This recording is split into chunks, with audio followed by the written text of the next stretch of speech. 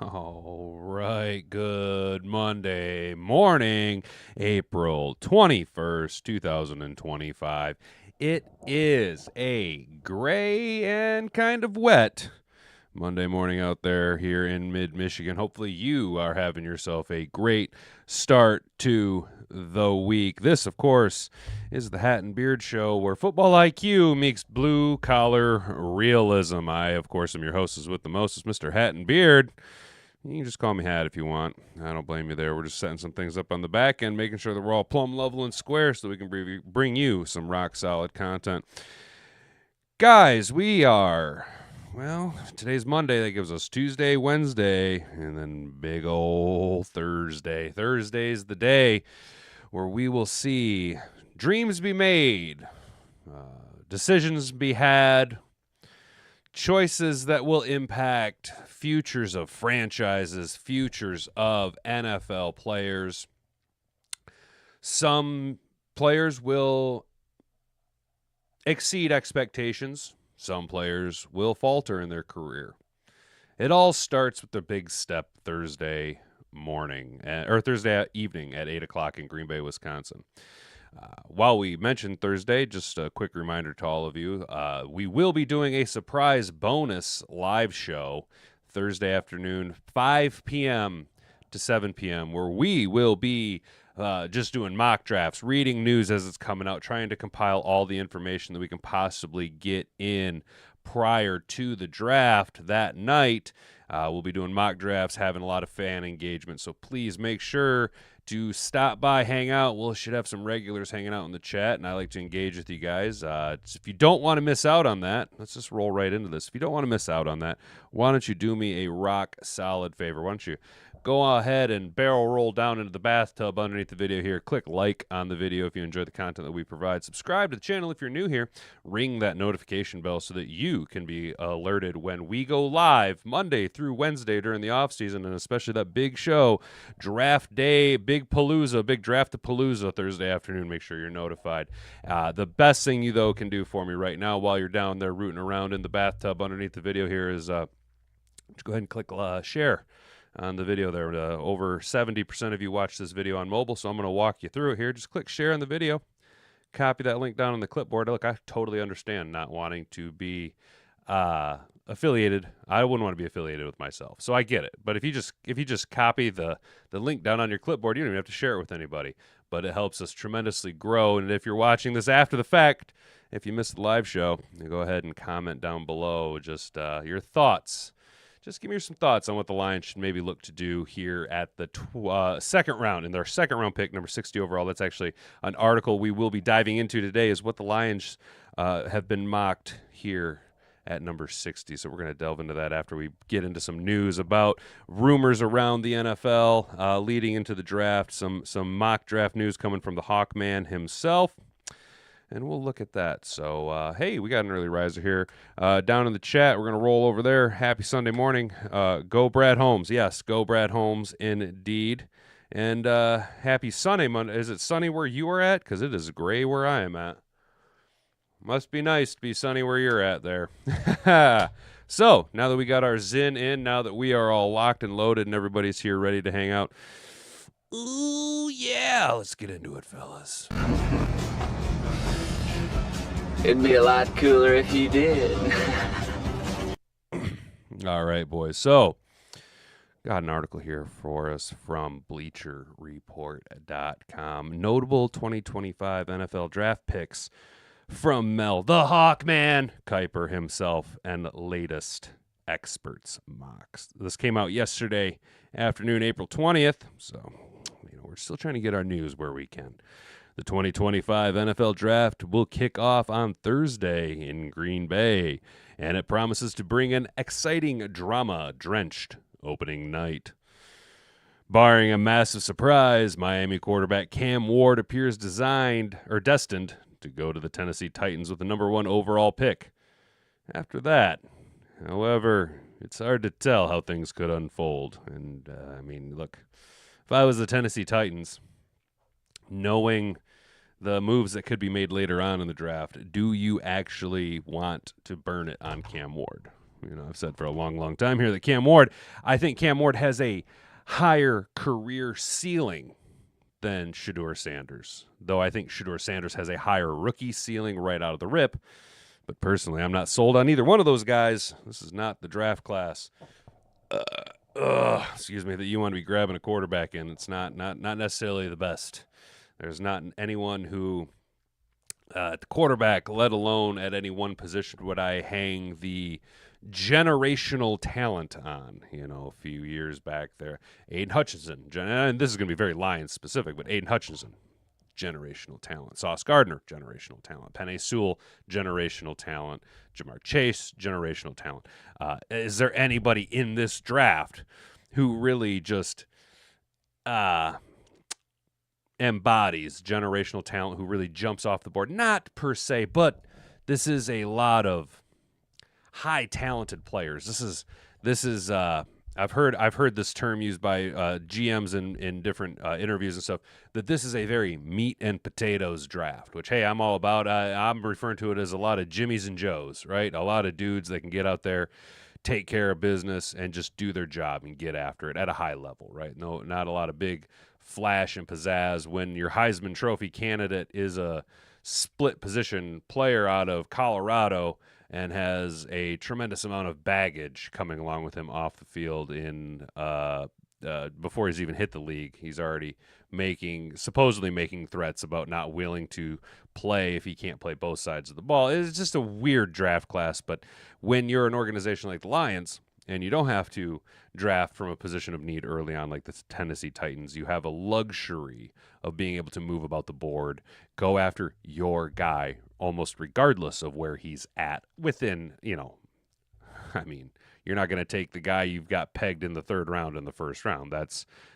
ludicrousness, right? But the Tennessee Titans probably going to take Cam Ward number 1 overall. Do I like it? Not really. I'd go Abdul Carter, right? I'd go the defensive end out of Penn State if I absolutely had to be locked in at number 1 overall. It's just not a good spot to be in this type of a draft class, especially when you're a historically bad drafting organization like the Tennessee Titans. And I'm a Titans fan, okay? I'm a Titans fan. I have been for a long, long time, ever since I was a kid. Actually, I was an Oilers fan before I was a Titans fan. That's how long I've been a Titans fan. I grew up in the era of Javon Curse and Steve Wycheck and Derek Mason and Steve Air McNair and Eddie George, right? Back in those days. That's when I became a Titans fan, right? Back in the day. And now it's just bad decision after bad decision after bad decision. You could say it all started with the A.J. Brown trade to the Eagles, followed up by letting King Henry leave. You then tie in the fact that they foolishly fired Mike Vrabel, I think undeservedly so, unless Mike Vrabel is like, look, you guys are a shitbag organization and I want out, right? Just not sold on being the number 1 overall pick or having to take, because you almost feel like the Titans are forced to take this player, not that they want to take this player. There hasn't been much agreement about who will go where this year, and one unexpected selection could quickly throw the first round into chaos. It's always fun to guess how the draft will go, though. Here, it's just weird. It's weird. I can't. Okay, it's always fun to guess how the draft will go, comma, though, period. Here, comma.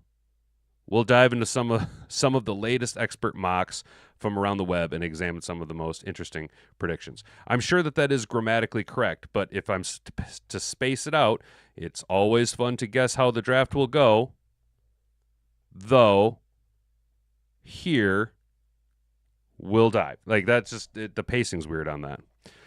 The number 1 thing that they're going to target here, all right, so here's some interesting predictions. There's 3 of them that they focus on here.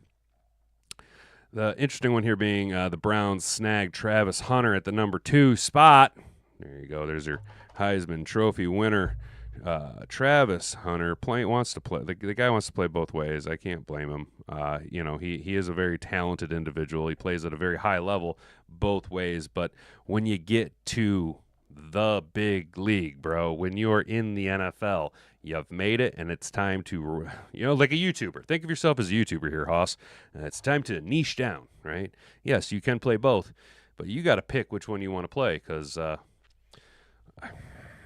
I could say that when it comes time to contract extensions, if he gets a second contract, then you're going to want to be labeled whichever position pays more. However, in a unique situation where he's playing at an immensely high level, both sides of the ball, he could argue for a tremendous amount of money, right? Rolling over to the chat. Sorry, I'm late. Let's go Lions, Mr. Detroit City. Hey, man, no problem with being late. I myself am late. All right, I was running a little late myself, and hey, happy Easter, Mr. Detroit City, and Janelle Hall, you guys in the chat, happy Easter to you guys. Hopefully it was a good Easter Sunday. Running a little bogged down, a little bit brain foggy today. Had a high sugar diet intake yesterday, and the only thing I can compare it to is I feel hungover. Like, my brain feels like it's in pudding. You know what I'm saying? Like, I cannot seem to get the motor running. Now, granted, I was having a little bit of allergy stuff, so I took a Benadryl last night. But this morning, I could not get up. I could not get moving. It's a recovery day, so I don't work out. So that continues to reduce my energy level this morning. But man, I tell you, had a couple cookies. Hat and Boobs made this awesome strawberry and this like strawberry and cream like layer cake, right? Where she made homemade whipped cream and berries, and then layered. It was it was like a circle sponge, traditional style sponge cake. Not sponge cake, but as they call the cake, a sponge. However, flux capacitor needs more oil. Ain't that the truth, dude? Bro, what I needed to do is I didn't hydrate well yesterday. I had a big old slab of cake, had a couple of cookies, and then also, the full spread that she made was a little bit more carb heavy than I intake on a normal day. And this Lent period was for me more of a period of experimenting, right? Like, I've been maintaining sobriety. It'll be 90 days on Thursday, which I fully intend to have a beer on Thursday, but it's seeing how things function, how the body operates, and boy, it's just been this morning. Just all I can feel. I feel like I spent last night drinking. I just feel like I spent all last night drinking, and it just sucks balls, man. It just sucks balls. So, hey, actually, you know what? Let's get a little bit of oil down the flux capacitor now, huh? Oh yeah, that's the good stuff. That's the good stuff. Traditional black coffee. It's the only way to drink it, in my opinion. All right, boys. So back to the article here. I got a little out in the weeds there, fellas, but hey, that's what we're all here for. The drama starts at number 2, where the Cleveland Browns could go in a variety of directions. They could take the highest quarterback left on the board, trade down, or grab a blue chip prospect like Colorado receiver / corner Travis Hunter, or Penn State pass rusher Abdul Carter. Yes, let's really pad out the verbiage in our article here so that we can hit our 2,000 word minimum in the essay for the teacher. It all starts at number 2, where Cleveland could go in a variety of different directions. Well, yes, if Cam Ward goes number 1 overall, that means that the number 2 spot is where it starts to fracture everybody's picks, right? If we're all pegging Cam Ward to the Titans, right? Then yes, everything changes when the Cleveland Browns. And wow, look at that. They could go a bunch of different directions. No shit, Sherlock.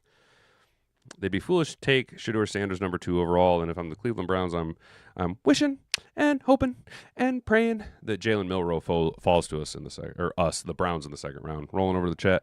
When you fast and pray, you cleanse the body, baby. Ain't that the truth? Renew your mind and take care of the temple, brother. Exactly, my dude. Exactly, yo. Like, fasting, I hit a 12-hour fast window every night. I don't eat between 8:30 and, well, I know it's more than 12 hours, but at 8:30 and about 10 in the morning.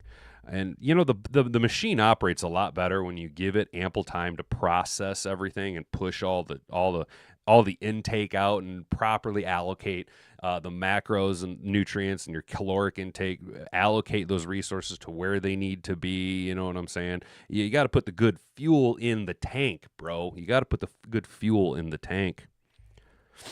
According to General Manager Andrew Berry, the Browns are still weighing their options. We're still working through everything. We have not made a hard decision in terms of how we're going to use the number 2 pick. There are a number of guys that we like. I'm glad there's a number of guys that they like at the number 2 pick. Boy, this is just Harvard level Harvard level takes, boys. Holy shit. Cleveland's choice could directly impact what the Giants do at number 3. Wow. Holy shit. Oh my God. What a fucking hot take that is. Can you guys believe that? Can you believe that? That is just top level reporting. Cleveland's choice at number 2, who the Brownies take at number 2. Now, mind you, who the Browns take at number 2 is directly impacted by who the Titans take at number 1. Cleveland's choice could directly impact what the New York Giants do at number 3. Holy fucking shit, what a hot take. God damn. Can you believe somebody probably went to college and paid a good $100,000 to learn how to write like this? Are you and here I am like an asshole reading it. Oh. Right now, Hunter looks like the likeliest option for Cleveland. ESPN's Hawkman and Field Yates paired the Browns with a two-way star in their recent mock, as did the Bleacher Report scouting department. NFL Media's Chad Reuter also mocked Hunter to Cleveland. I wipe my ass with my degrees, or with degrees. Yes, Mr. Detroit City.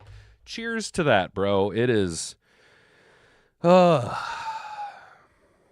Luckily, we're living in a time where we're seeing the understanding culturally of the devaluation of the watered-down degree. Unfortunately, some people like myself, I still work in an industry, or at least my employer, where people with degrees still pretend that they are better than, that they know more, that type of shit. And it's something that really irks me, just really grinds my gears. And I'm just not big on it, and I hate when people guess the over-under amount of communication majors I've met when I went to FSU down here. Bro. Years ago, I worked for a guy who he played baseball here at MSU for a little bit in his youth. All six-figure debt to this day. Ain't that the truth, Mr. Detroit City? You are coming in with the hot and heavy takes, dude, nailing every single one of them. But the guy that I worked for, he played baseball in college, and when he told me that, I just go, so what'd you major in, communications? And he looked at me and he goes, yeah. He was like, yeah, it's exactly what I fucking majored in. It's like, duh. Yeah, dude, the communications degrees, whoo, don't overexert yourself, fellers. That's like right up there with the gender studies degrees and underwater basket weaving. You know what I'm saying? I was like, God damn, bro. God damn.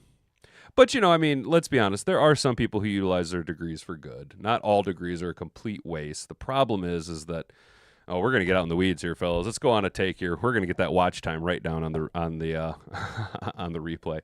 The problem is that after World War II and the introduction of the GI Bill, making it incredibly affordable for the majority of Americans to now get themselves into a college-level degree, thus increasing their earning potential, allowing them to develop a better home life, push forward towards the Americana cultural revolution of the 60s, where we became the cultural hegemon of the world. An emphasis, and then the government being involved with allocating funds to almost guarantee students to get federally funded student loans, put this emphasis culturally on not allowing your children to go into the trades, to learn a craft. There was this almost cultural poo-pooing if your child did not go to college. You're clearly failing them. You're not giving them all of the resources, blah, blah, blah. So we put all this pressure on. You look at it now, and I always make the comparison of how many elevator mechanics do you all know off the top of your head, right? The only people who are elevator mechanics are people who their parents were elevator mechanics, right? And there was this big push in the mid 60s to the 80s, roughly, I would say. I wasn't alive, but this is just from everything I've read and been told. Say the father was an elevator mechanic, worked real hard, made a great living, was able to provide for 2.5 kids, the house, blah, blah, blah. as the increased cost of living, the devaluation of the dollar going onto a fiat currency, there was more of a push culture to get kids into college because you go to college, you make more money. There was then a decrease in the amount of people who knew about becoming, say, an elevator mechanic. So you've seen a huge drop off in people going into the trades because it was almost poo-pooed by those who blazed the trail and got the money for people to go into the trades. And then you've seen a reduction and oversaturation of the college curriculum. You started seeing a bunch of degrees pop up, and then also the increase to the astronomical cost of a college degree because, well, if you're going to be a university and you want to make some money, you say you're a private university, right? But you're going to be able to guarantee a certain amount of funding from federally guaranteed student loans. You're just going to jack the price up. It's kind of like, hey, first-time home buyers get a $20,000 credit. Well, then all of the housing market is just going to put a $20,000 increase on every single home the first-time home buyers are going to buy. Does any of this make sense, or did I get too out in the weeds? Whew. Yeah. All right. So roll over to the chat. Hey, Chase. Good morning, brother. Mr. Detroit City. Am I hearing Beard Vance 2028? Oh boy, good timing. Yeah, bro. Yeah, Chase, you came in, and hey, look, Mr. Detroit City, I would love to run with JD Vance. JD Vance is my guy, dude. That's why I kept my beard a little bit short. I'm going with that JD Vance beard, dude. Yeah, Chase, you came in right at a good time, dude. I just kind of I've been out in the weeds all fucking morning, dude, and we're just cooking, dude. We're just fucking cooking this morning, bro. Math adds up perfectly, though, doesn't it? You know, just like I realize that the way I kind of say things doesn't necessarily make sense, but if you can kind of grasp it and connect the dots, I don't want to hold your hand and do it for you. I'm not going to feed you baby birds. You got to come up with your own conclusions. But I think it kind of makes sense. You know what I'm saying? Woo! All righty. Get a little bit of oil in the tank. All right. Ha! Well, good Monday fucking morning to all of you. All right. Okay. Now that we're back where we need to be, sorry, I had to reset the fucking test screen. The second of the three things here in the article is that Ashton Genty will go to the Patriots at number 4. What was I watching the other day that this got brought up? Oh, what's his name? Football Analytics. Oh, there's this guy. He makes content. He's a real good content creator, and he was actually talking about the possibility of Ashton Genty going to the Pats at number 4. Now, let's just read it before I give you my take. All three mocks had the Giants taking Carter at number 3, a fairly logical assumption if Ward and Hunter are the first 2 players off the board. Carter is a second-ranked prospect in the Bleacher Report scouting department, big board after Hunter, and projects as a defensive difference maker. Carter can immediately contribute as a pass rusher in the NFL and should develop into a complete player with more reps on the edge. Browns, Titans, Giants got us all fucked up. Watch them all pull some bonehead shit and bust up all the mocks. Yeah, dude, and like that's the thing. That's the thing, Mr. Detroit City, is... It's like,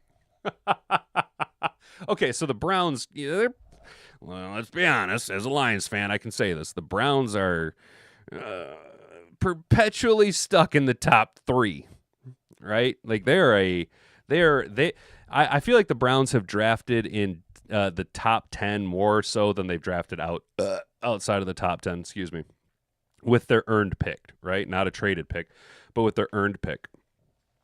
And the Browns, there's a reason why the Browns are the Browns, and that's because the Browns draft like shit. They make stupid poops. They make stupid moves and stupid poops. Look at Deshaun Watson.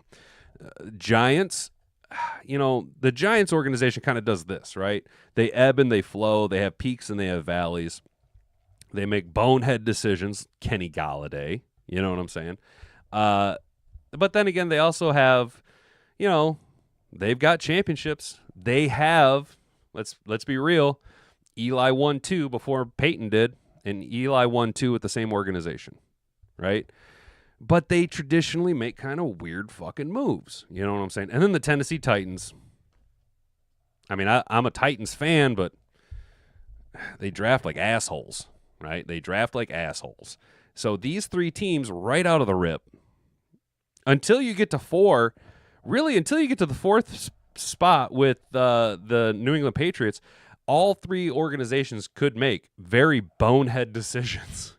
The reality, it is greater than a non-zero chance. It is at this point, I'd say it's a 60-40% chance that of these three teams, because those are three organizations that could just fucker it all up. You know what I'm saying? And then think about it. Think about a couple years back when the Texans traded back. They picked C.J. Stroud at 2, then they traded back up to 3. You know what I'm saying? There could be one of those type maneuvers. Maybe somebody is hella in love with Ashton Genty, and he's there at 4. And as much as I hate to say it, Chicago has the collateral to climb up to 4, right? The Patriots could use the draft collateral that the Bears have. You know what I'm saying? They could use that. It could be. I hate talking myself into these situations. Exactly. No one will be shocked if Ward, Hunter, and Carter are the first 3 players off the board, regardless of the order in which they are selected. The New England Patriots could, however, be primed for a surprise pick at number 4. I don't think this is the thing that I don't think. I don't think the Patriots are going to be an organization to take the surprise swing. I think the Patriots organization has a plan. Okay? They have a historically good organization. They have a plan. They have a good foundation in place with their quarterback. They spend a lot of money on defense, right? Yes, you could go after Ashton Genty at number 4 overall and get yourself a difference maker in the backfield. But Drake May needs protection. Drake May needs to be kept upright if the New England Patriots want to be successful. The only way Drake May can succeed in his first early years is if he has a second or 2 longer than he needs 5 years from now. You need to bring in a difference maker. You need to go after the best tackle in the draft, be it short arms Will Campbell or what's his name, Membu. I've seen Membu, the big tackle out of Missouri. Some people say he's the best tackle in the draft.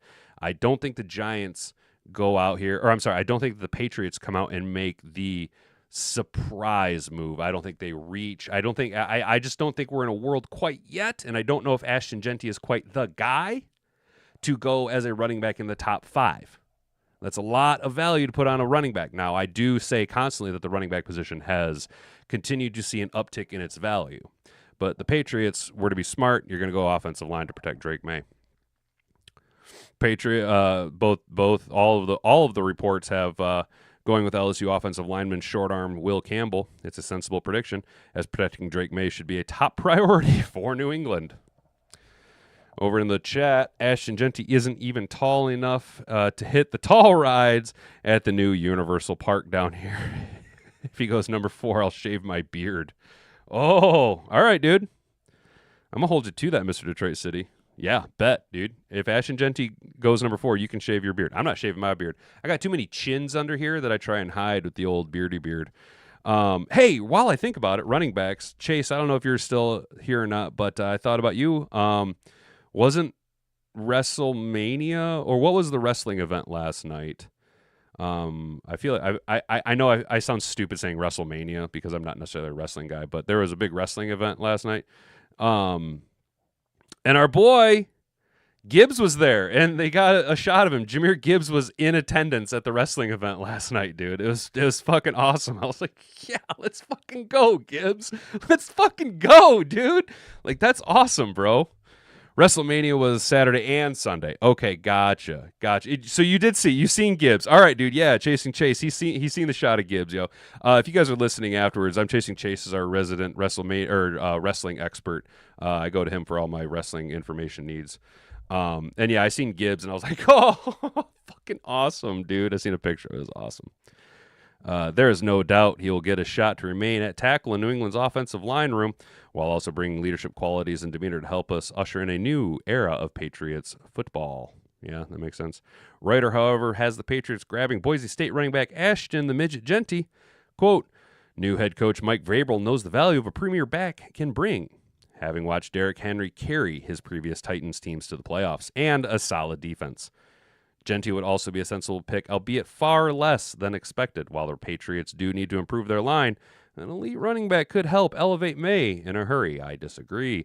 The Bleacher Report scouting department mocked Genty to the Chicago Bears at number 10, while Kiper and Yates mocked him to the Vegas Raiders at 6. I don't think Genty gets past the Raiders. I really don't see a world where Ashton Genty, if he falls, which I'd like to see him fall to the Raiders. I don't think he's worth a top 5 pick. I do think he's worth a top 10 pick if it's a good fit. And doesn't Ashton Genty just fit that Raiders culture, the old school Raiders culture, the silver and black? You know what I'm saying? Over in the chat, I'm here at work crushing water bottles and stone cold.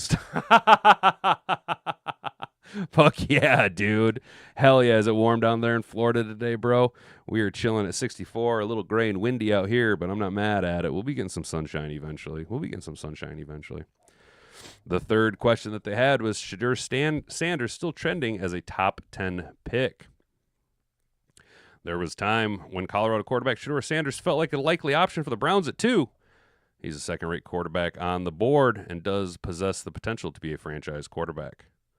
However, Sanders' stock has seemed to slip recently, and there's even some buzz about him not being the second-best quarterback in the class. Earlier this month, The Athletic's Zach Jackson quoted high-ranking AFC scout who said that there has been a real chatter suggesting that Mississippi's Jackson Dart could go ahead of Sanders in the draft. What an absolutely shocker that would be, huh? Huh?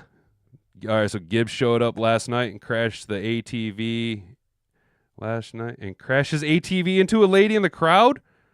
Oh, Stone Cold showed up last night. Dude, that'd be crazy if Gibbs showed up on an ATV and ran over some lady. Watch that link. It makes my day every time. I'll watch it after post the show. I'll watch it after the show, bud. How far could Sanders slide if the Browns and Giants both pass on him? Not too far if the mock drafts are to be believed. Reuters mocked Sanders to the Raiders at number 6, perhaps a mild surprise given Geno Smith's recent extension to Las Vegas. As Reuter explained, though, grabbing Sanders could give the Raiders their QB success plan. That would be a good way to let him cook under Geno. Under Gemo. Yeah. The scouting department also mocked the number 6, albeit to the New Orleans Saints following a trade. Kiper and Yates paired Sanders to the Saints together at number 6, and that's what I've been seeing. It's probably what's going to happen. Is that I would be more surprised if Shedeur Sanders isn't a New Orleans Saint after the first round. Most indicators, most of the smoke you're seeing is he's probably going to be their guy, more so out of need at this point. Though the Saints could trade back. Maybe someone else. Maybe they know something. Maybe you see a world where that'd be a lot. Do the Steelers have enough to go up and get Shedeur Sanders over a Jackson Dart? You know what I'm saying? Well, Sanders off the board to the Raiders. Raiders mock Dart to the Saints at number 9. The other two mocks we examined had both Dart landing with the Browns following a trade back into round 1. So there's some things to look after, some players to watch, some surprise moves. I don't think Genty goes as high as 4. I think he's a Raider. I think he's pretty. If I was asking Genty, I'd already be looking at real estate in the Vegas area. And if I'm the New England Patriots, Look, I get what they're saying. I get what they're saying about the new head coach Mike Vrabel knows the value that a premier back can bring, having watched Derrick Henry carry his previous Titans teams to the playoffs. And that could be because although Derrick Henry was the workhorse that carried the Titans into the postseason, they were a relatively good defensive team. Mike Vrabel, a former defensive player with the New England Patriots, a defensive-minded head coach, spent a lot of money on defense. Now, I have seen where Christian Barmore, some questions around him with the blood clots issue. So there could be. I would be more surprised. I would be less surprised if the Patriots decided to take a defensive end. Say Abdul Carter somehow slides. If Abdul Carter slides to you got to pull the trigger on him. But Christian Barmore might be limited in his availability because he's got some blood clotting issues. So they are a little bit weaker at the defensive end spot, and maybe they need to make a move there. This is a deep class for defensive ends, though. I think the Titans, I think the Patriots make the sensible pick going offensive line.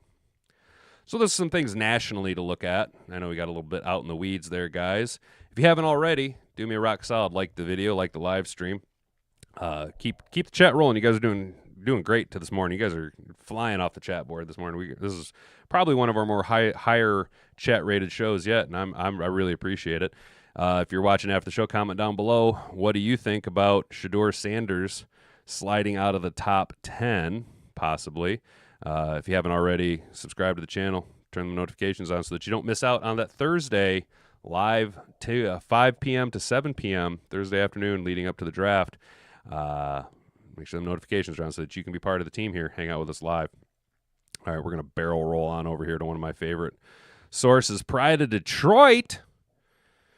2025 NFL mock draft. The Detroit Lions get another dirtbag guard at pick number 60. With pick number 60 in the 2025 Pride of Detroit Community Mock Draft, the Lions select, this is by Eric Schlitt, so just so you guys know, they have been doing an ongoing series where they cumulatively select a player. In their first, share the video even if it's just copying into your clipboard. That's right, Mr. Detroit City. Hell yeah, my dude, I appreciate you. That's what's up, yeah. Share the video. Just copy the link down to your clipboard. I get it. I don't want to be affiliated with me either, so we're going to play some algorithmic games. Appreciate it. But what they've been doing is they've been going through and they've been doing like a community pick. Earlier on, they took, in the first round, they took Boston College Big E. Oh, sorry. Boston College edge rusher, Donovan Big E at 28 in their mock draft series.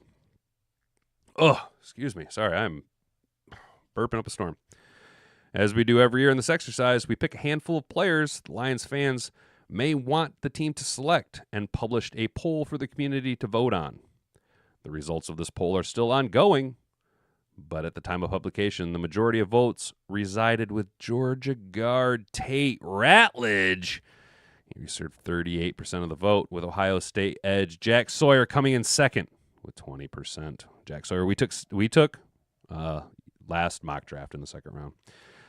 As a tradition, I may have selected before the voting began with the pick 60 in the NFL draft. The Detroit Lions select, and he's been there every time.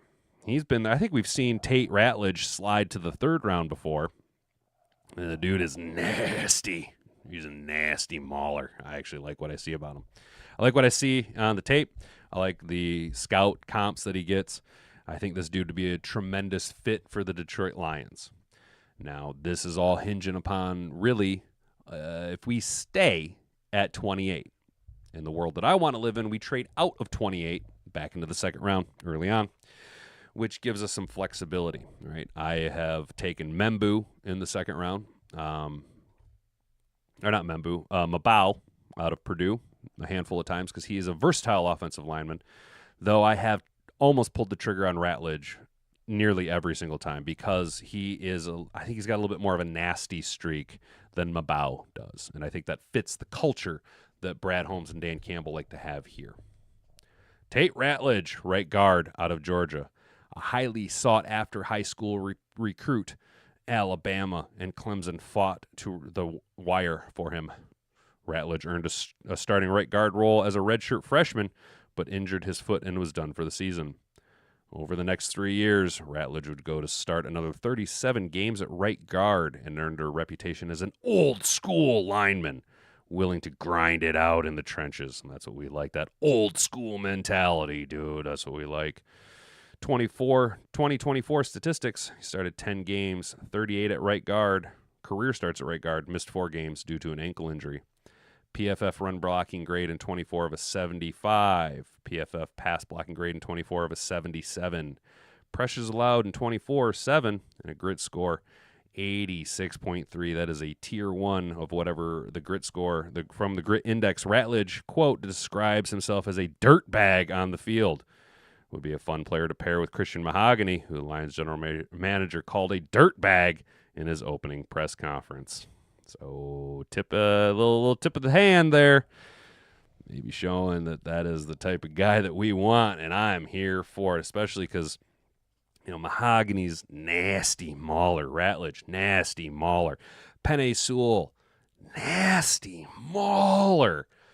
Drafting to our strengths, replacing, reloading, not even rebuilding, just reloading with, Zeitler gone, Mahogany steps in, Graham Glasgow maybe takes a step back or is the tweener guy, the interior offensive line reservist guy, all 3 spots he can play.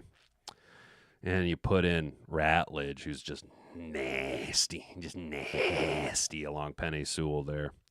His measurables is 9.96 on the RAS. He's 6'6.5", 308 pounds. That's a big boy. A 4.9 40. Wow. And the guard average is 5'3". So not only is he a big son bitch, but that boy can move down the field. 1.27 second 10-yard split with the average of 1.8. So he's 0.110 or 0.10 seconds under the average. A 32-inch vertical jump. The average for guards is 27. So he has a lot of explosiveness in his hips. 9-foot broad jump. The average is 8.4. Again, with the explosiveness in his hips. And then a 7.3 second cone drill. The average 7.84. Again, quick twitch, explosiveness. You just dirtbag, nasty. Plays angry up front with a tenacious demeanor displayed on tape. He's a culture setter who could add an old school feel to an offensive line room. Yes. Gimme Tate Ratledge. Gimme him. I need him at the second round. Draft analyst rankings. The Athletic has him as the number 53 player. 7.6% grade or 7.6 grade potential impact player in the second round from the Bleacher Report. 6.2 equivalent to second round grade from the NFL.com. A 69 grade from PFF. NFL.com not in the top 50. Well, ESPN's got him as the number 79 player, and Todd McShay has him as the number 79 player. Quote, overall, Ratledge's build, play strength, processing skills, and demeanor are NFL starter caliber at guard and should get him in a lineup within his rookie year, especially if he got drafted to a place that needed him. You could see if he climbs up the board with these type of rankings, depending on the teams that show interest in him.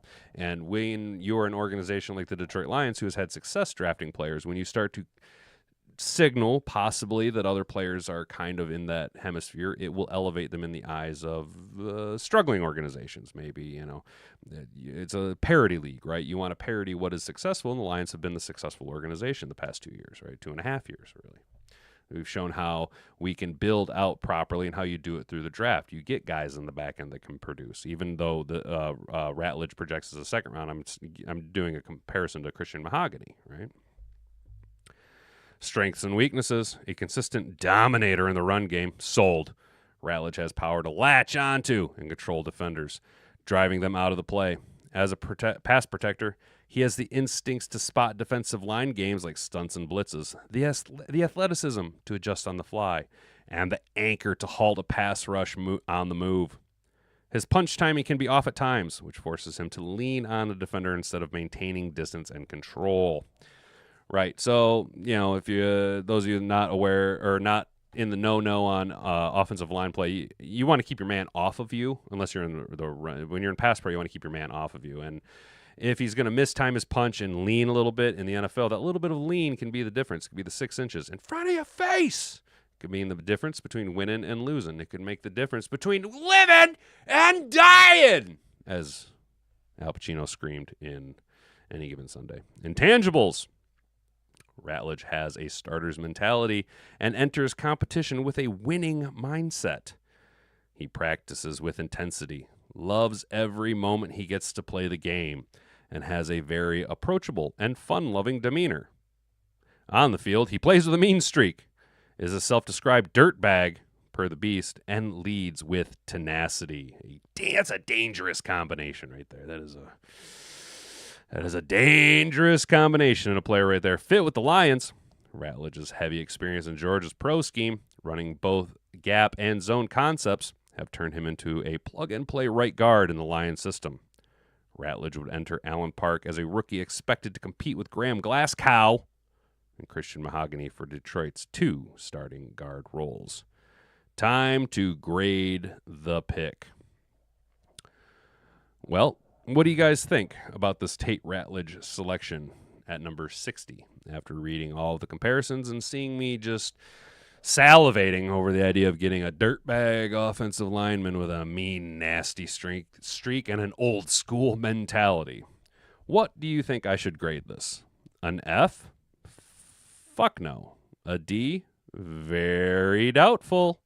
I could C, some of you wanting to give it a C grade. But maybe the B is more beneficial for you. Hey, what do you know? I'm going to go with an A.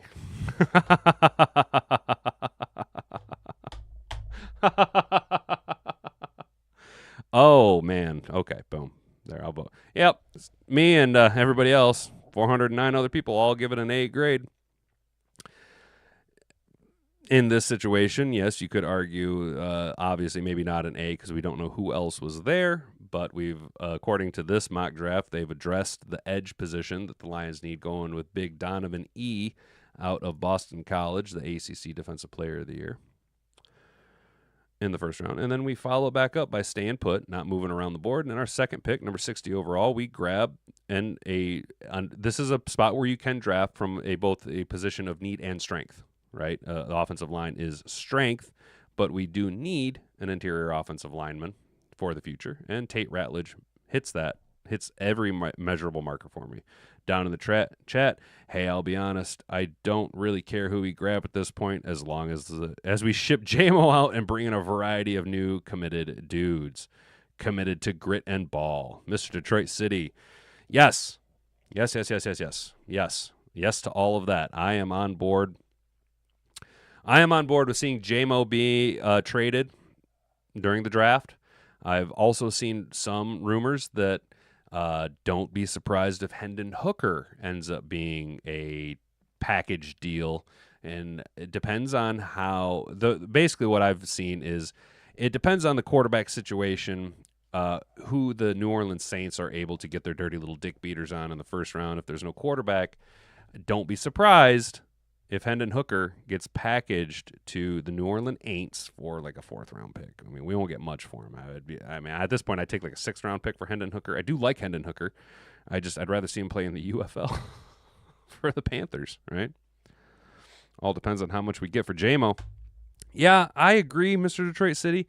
What do you think we'd get for JMO? I'd like to see a 2nd round and a future like 4th-round pick for him. I think that JMO, instead of a pick trade, like a direct trade for a pick, I think JMO gets packaged. I'm still set on the article I read last week where we seen the Lions package JMO with the number 28 overall spot to move up to 12 with the Dallas Cowboys. In exchange, we got like a 3rd or 4th-round pick, I believe, as well.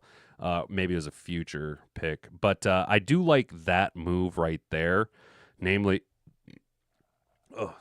because we're not sacrificing any day 2 and beyond picks where Brad Holm excels.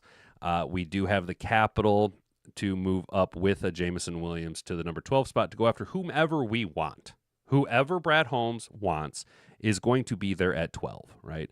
And Jameson Williams, I think, actually fits the culture of the Dallas Cowboys a lot better than he fits the culture of the Detroit Lions. Now, if you want to go even farther on it, though, although that trade would be hugely, wildly beneficial for the Detroit Lions, I think if Jameson Williams were to be traded to the Dallas Cowboys, that would be the end of JMO. I think he would produce, but I feel like culturally JMO would not thrive. He would not develop. I want to use the word evolve. Mature, that's the word I'm looking for. He would probably regress in his maturity, and you'd probably see more off-the-field issues with JMO, and I think you'd see a fizzle out of Jameson Williams if he were to go to an organization like the Dallas Cowboys. Oh, okay. Thoughts on TJ Watt rumor? JMO and friends to Pitt, huh? So are we looking at, is there a TJ Watt rumor? TJ Watt, Detroit Lions. There are rumors and speculations about a potential trade of TJ Watt. Watt to the Detroit Lions is an important note that this is a hypothetical scenario, not confirmed. Watt is currently under contract with the Steelers, and the possibility of a trade subject to various factors, including the Steelers' willingness to move on from current situation is highly regarded. Lions have been mentioned as a potential trade destination for Watt, particularly if the Steelers decide to move on from him. Okay. They would need to make a trade offer if the Steelers find acceptable. Okay. Detroit Sports Nation. Detroit Lions linked to TJ Watt ahead of the 2025 NFL Draft. Look at you, Mr. Detroit City. set Shedeur Sanders up with JMO and Metcalf. That would actually give Shedeur Sanders a better option. That actually, if JMO, so if the Steelers were to trade and get JMO, pair him with Metcalf and Shedeur Sanders. That's actually kind of scary. Now, how long, though, would JMO be in Pittsburgh before he falls into the Pittsburgh wide receivers losing their mind trap? How long until the Antonio Browns, George Pickens' way? How long until his brain gets scrambled? Let's read this quick article here. Let's close this. Free agency cooling down, draft analysts. The Lions are in a win now window, loaded up on cap space coming off the best regular season franchise. We expect the GM moves Watt to the final push, and while acquiring Watt would come as a steep price, think multiple first picks, it's hard to argue with upside. Even at 30, Watt remains the most disruptive. Damn, he's 30 years old already? God damn, I didn't know TJ Watt was 30 already. Whether or not the trade happens before or during the draft, type of speculation puts Detroit firmly in the spotlight. If the Lions don't land Watt, it could signal an aggressive push for another premium edge. And blah, blah, blah. The bottom line, no trade has happened yet, but the Lions being linked to TJ Watt is a clear sign of where the team's mindset is heading in the 25 draft. Well, I mean, yeah, I'd love to have TJ Watt come to the Detroit Lions. I mean, Jesus Christ. TJ Watt with Hutch? Huh. 44 sacks between the two of them. 44 sacks in a single season between the two of them. I do like the idea of what's it going to take, though? What's it going to take? How much does Jameson Williams move the needle for other organizations with like maybe a first round? You know, because the Steelers are sitting at what, 20 or 21?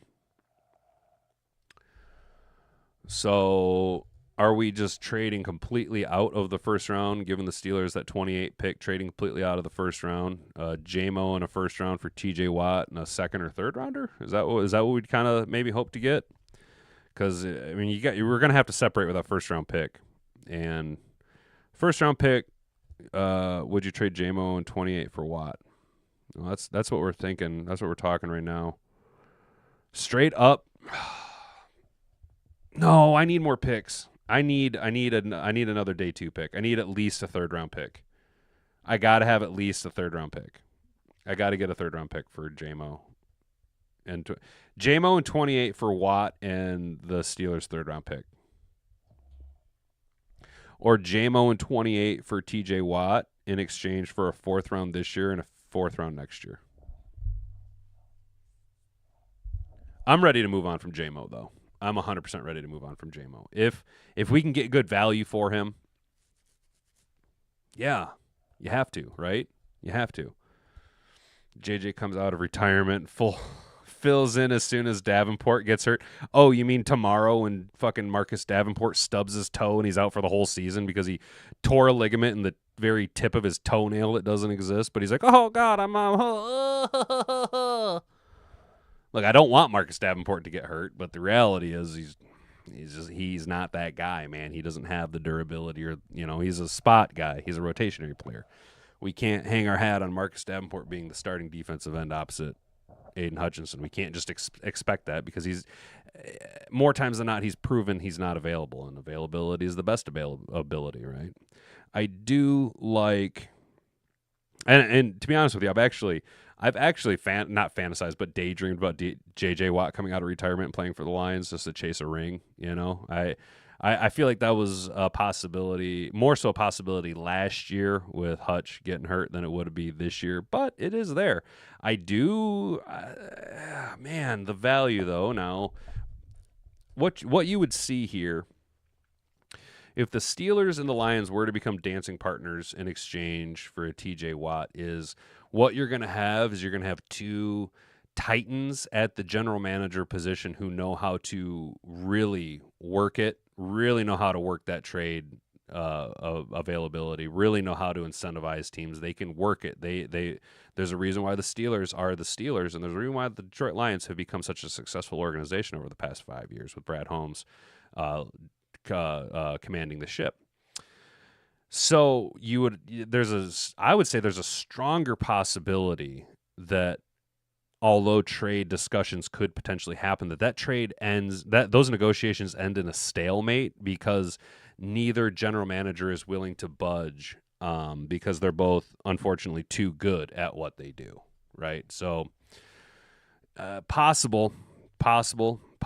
Now, this could also be the Steelers signaling to the rest of the NFL that maybe they want to trade T.J. Watt, and the Lions are just the organization that has popped up because Brad Holmes is good at dealing. We do have cap space, and that 28th pick is a very flexible spot to move around up and down from, right? There are going to be teams, in the top 10 of the second round that are going to be calling the Detroit Lions for that 28 spot because there are going to be guys there that those teams want and need, right? And yes, you loved the idea of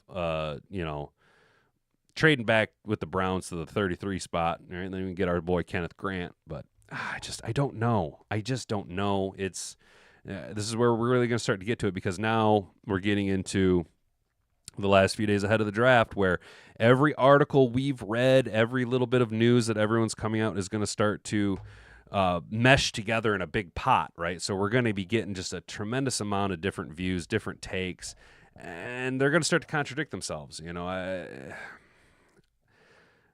don't know, man. I don't know. I would, though. I would trade J-Mo, the 28, for T.J. Watt and a third rounder. That is definitely worth it because T.J. Watt's still playing at an insanely high level, even at 30 years old.